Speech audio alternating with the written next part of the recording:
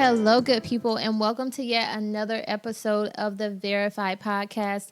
This is your girl, Gabby, and welcome back. If this is your first time, I welcome you. If you've been here before, hey, girl, welcome back. I'm happy that you decided to come back. But this is the podcast where we talk about how verified we are. We talk about some of the things that we may have going on in our lives physically, mentally, and spiritually, and how we can actually work through those things that we deal with on a daily basis. And we say that we're verified because we understand that unlike our social media accounts, we don't require a sticker by our names to tell us who we are, because we know who we are. We walk in who we are each and every day. And if we're not walking in who we are, that's where we strive to be, because we know that God has set us apart and that He has called each and every one of us to do something special. And that is the basis of this podcast. And so let's go ahead and jump into this week's topic. This week we're going to be talking, I'm going to be continuing on the track of being extremely transparent with you guys. I don't know if you follow me on Instagram, but if you don't, my Instagram handle is chiseled_curves. And so last week I posted a picture of myself in my most vulnerable form for me, right? So I posted a picture of my body at its current state. Now, I am a personal trainer, and if you saw me, this is from my perception. If I were you and I saw myself, I probably wouldn't want to work with me, because my results, in my opinion, they don't represent someone that I would want to work with. I'm being completely honest with you.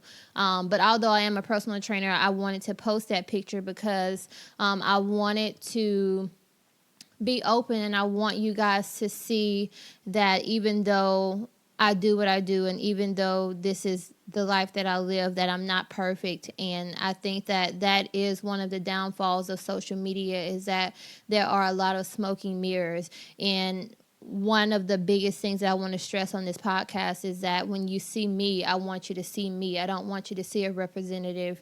And I also felt like, you know, if you're going to see the best parts of me on my social media, then I also should show you the worst parts of me and the things that I'm not comfortable with, the things that I also struggle with, because that is the only way that you can see growth, is when you see the people that might admire you for whatever the reason may be, and you see them at their most vulnerable point, and you are able to relate to them. That's how I help you guys grow. And I'm willing to do whatever that takes, even if that makes me uncomfortable. So I posted that picture, and I got a lot of good feedback. So thank you guys for supporting me and for all of that stuff. But another reason why I posted that picture is I also made a pledge to myself at the beginning of this year that I was going to start loving myself at every stage that my body went through. You know, whether I was up 20 pounds, whether I was down 20 pounds, my goal is to love myself no matter what I look like, because at the end of the day,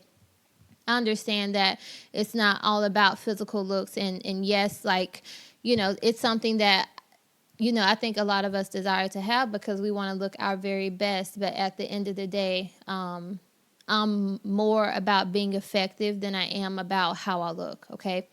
And so, I posted that, and you guys can continue to expect some content from me that is very similar to that. But in the midst of that, understand that this is where I am now, but I'm working to get back to where I was. And I don't think that there's anything wrong with that. So that's actually what today's episode is going to be about. I'm going to be talking about some training techniques that you can use in your fitness journey, and some things that I'm using to kind of get back, to snap back. Because like I said, I don't know if you guys know, but I'm getting married in September. So that means that I need to be top notch. And so I'm going to share with you some tips and some tricks that you can start incorporating into your fitness journey, and hopefully it helps you along the way. So let's go ahead and let's jump into it.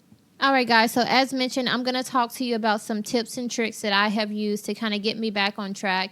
And so this just goes to show you that your fitness journey is a lifelong thing. Like, you are going to fluctuate between weight almost every day, if not every couple of days. And so when you see your number is changing on the scale, don't freak out.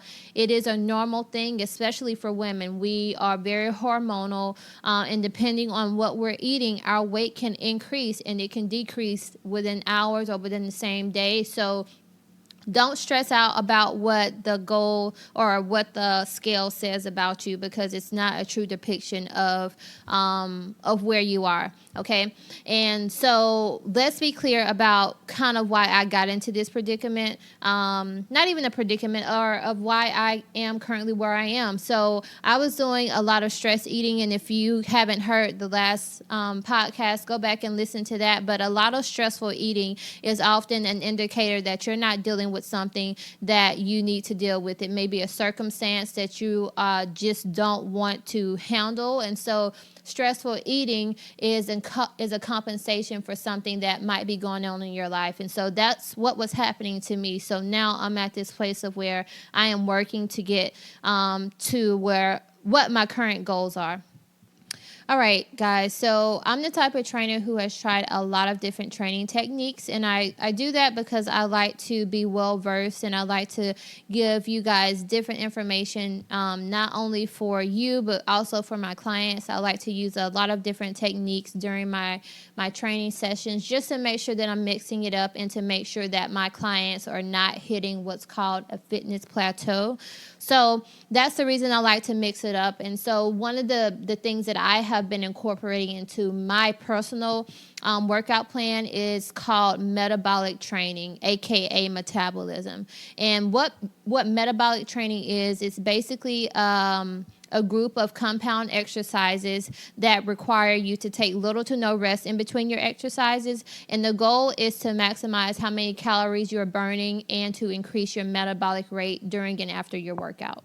So you may ask me, why have I decided to choose this specific training technique? One of the biggest things that I really have enjoyed about this is that, as I mentioned earlier, it is compound. And compound basically means that you are using multiple muscle groups at the same time while you're performing only one exercise. So that could look like you doing a squat and then doing a shoulder press at the very top. So that is a combination of not only your glutes, your quads, your hamstrings, but also your shoulders, your back. And so you're using multiple muscles to perform one exercise. And when you're doing that, it just increases how many calories that you're burning during that one specific movement. Another reason I really love it is because it is high intensive. You're working really hard for, let's say, about 30 seconds, and then you go directly into your next workout. And this is really good for me because it keeps me sweating and it shortens my workout. So that's another thing, is that when you're doing something that's really high intensive,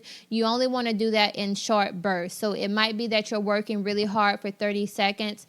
You take about a 30-second break to a minute break, and then you go straight into the next workout. And so I like that type of training because you're getting a bang for your buck, because you're working hard, but you're not working as long as what a typical workout would cause you to have. And so if you are that busy woman who is scrambling to get to the gym, you're scrambling for time, metabolic training and HIIT training is something that I would encourage, because it does help you to get a great workout in a short amount of time.